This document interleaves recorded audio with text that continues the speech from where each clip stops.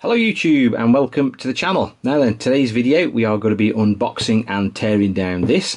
It's Pinecone models SG-1601 PRO. What does the PRO stand for, you may be asking yourself? Well, I think basically it just means it's brushless. You might get a few metal bits and pieces here and there, but essentially it's the brushless version. Now before we crack him open, we'll have a quick look at the box. It does give you a list of optional parts on the side. I take it that you don't get any of these, and they're all metal bits and pieces. What else have we got? Let's have a look. It comes ready to run. I think you need to supply some AA batteries for the controller, but that's pretty standard. 4-wheel drive, 2.4 gigahertz.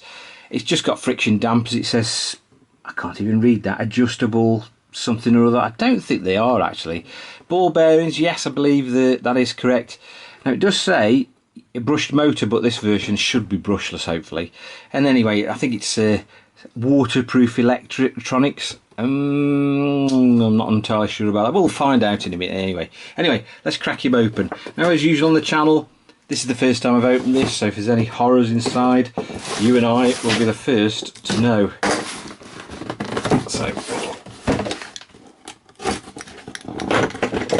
enough. We have some instructions.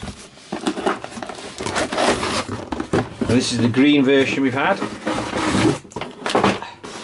Look at that, that's quite vibrant, isn't it?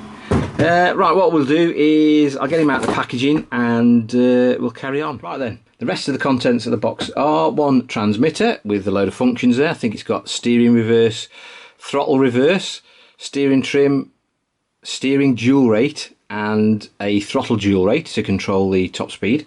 We've got a bag of bits, which I think includes a set of lights, a wheelie bar, battery charger, and a few odds and sods of tool, etc. Now, interestingly enough, we've got a plastic electronics cover. So I'm wondering if this is what they mean when they put on the box waterproof. But that isn't going to make it waterproof, it's just like a dust cover. And we've got the buggy itself. Now then, I've just unpacked it, and I don't know if you can see. I don't know what's happened there. I don't know whether the suspension, the shock absorber has got stuck in one position or what, but that's literally how I've unpacked it.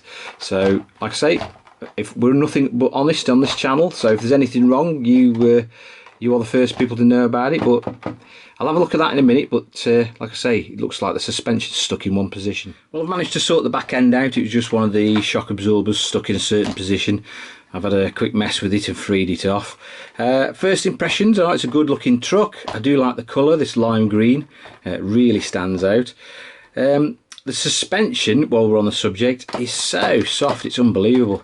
And I do stand corrected, the shock absorbers are adjustable for preload, so you can stiffen them up a bit. But as they come from the factory, that's even bouncier than the UJ99 I had the other day. I mean, the rear so, there's virtually no resistance there at all, it just bounces all over the place. You can understand why that's one of the biggest selling upgrades for these, is shock absorbers.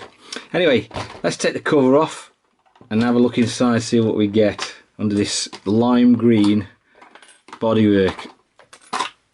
So we get our battery in there. Let's have a look, quick look at it while we're in here. I think the on the Pro version, the brushless version, I think the batteries are larger capacity, 1500 milliamp hours, 18500 they are, it's just like a little lithium ion pack. And inside we have there's our brushless can, which doesn't look much, looks tiny compared to the brushed version of the motor, but it packs a punch. You need that wheelie bar, a little ESC and receiver there, and I think this one's a 3-wire servo, lives under there, yes. Anyway, we get some bits and pieces off this and see what's actually involved. You do get a nice set of wheels on these. The rubber seems quite soft, and they're also a 12mm hex, so if you wanted to put some different wheels and tyre combinations on, you could. I do have one gripe with regards to the way that the wheels are held on, and if you buy the upgrade bits and pieces, you don't have this problem, they're all nuts. But these screws if you do a few jumps or you're bashing it around, they do tend to snap off inside the wheel cups, and when that happens, well, that's it. You've got to either buy new wheel cups or you upgrade to the metal versions. And if you do that, you sometimes have to upgrade the entire transmission as well. But there you go. But like I say, these can snap off. I'm not a massive fan of these whatsoever. Anyway, let's get a few other bits and pieces off and see what the crack is. Now that we've got a few of these little bits and pieces off, we can take a look at them. I was wrong about the shock absorbers. They are adjustable for preload, but that's it. They're still pretty springy though. The suspension componentry, like the wishbones and the drive cups and everything else, are made out of this wonderful sort of springy, rubbery nylon plastic, which really does crash well. Which is excellent if you're a crap driver like I am, because you'd be surprised at what impacts these things will take. Because it's the Pro version, I mean, it's mainly the electronics that are different, but you do get metal dog bones in the rear, but that's it really with regards to metal componentry. The rest is pretty much the same as the bog standard version.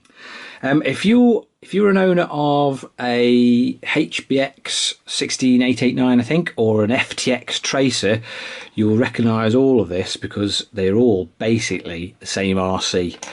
So there's a sort of 3 manufacturers producing or branding up their own version of the same RC.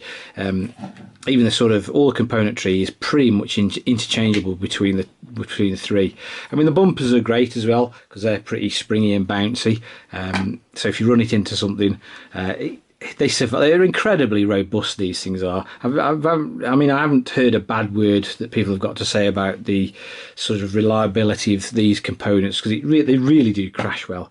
It's all ball raced as well. All the wheels are all ball raced. We'll have a look at the diffs in a minute, see what the crack is inside there, and all the drive dog bones, etc. on the front. They're all plastic, especially these little universal joints here. They're all plastic, and to be honest, I'm not a massive fan of these because, like I said earlier in the video, the pins snap off inside and then that's it. It's game over really. You have to get some more.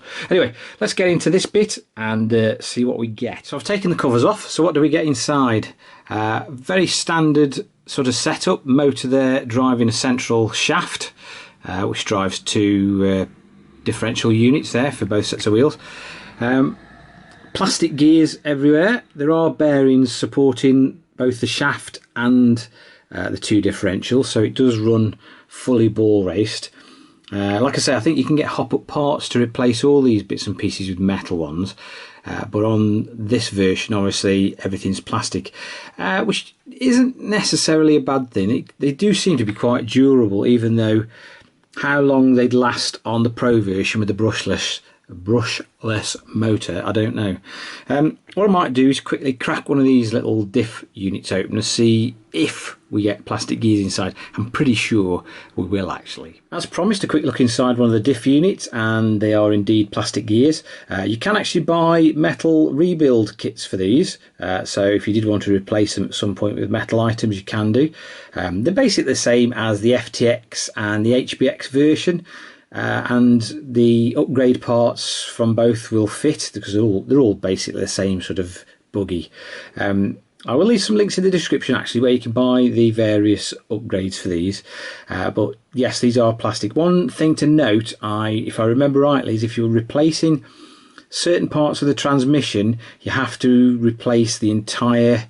You have to upgrade the entire transmission because I think the mesh might be slightly different on one or more of these components. So that's something to bear in mind. You can't just upgrade one of the diffs. I think you've got to upgrade the entire drivetrain. Anyway, the real reason that you bought the Pro is basically the electronics, the brushless setup. We've got a little 2435 brushless motor. They don't look much, but I tell you what, they do pack a punch, these do. And to be honest, you will definitely need to be fitting this wheelie bar because they spend most of the time on the back wheels. But obviously it's the brushless setup that we're after on the Pro version, which you get that little dual ESC and receiver there. I think it's only about 30 amps, something like that, so there's plenty of upgrade potential if you stick a 60 amp ESC on it or something. But like little brushless motor with a metal pinion gear on the end. a 3-wire servo. Now the brushed version has got a 5-wire servo. Now I'm not quite sure why that is the case, whether or not because you got the Pro version you get to have a 3-wire servo on it. I don't know whether it's to try and differentiate the products. I have no idea, but anyway, you get a 3-wire servo. Okay, that's pretty much it really. We've stripped down the Pinecone SG-1601 PRO. Like I say, if you've got the HBX and the FTX version, it's pretty much the same thing. I think the only difference is you get a different colourway on the shell. Now then, you can actually pick the SG-1601 PRO up for, it's normally cheaper than the HBX and the FTX version. So on Banggood, these usually sell for around 50-60 quid.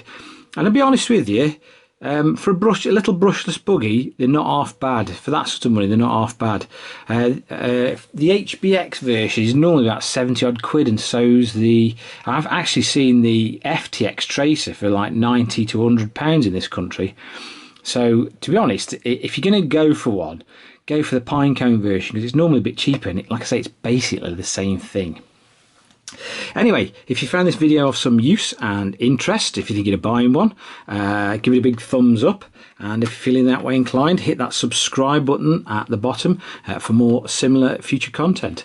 Once again, thanks for watching guys, and catch you again soon. Thank you.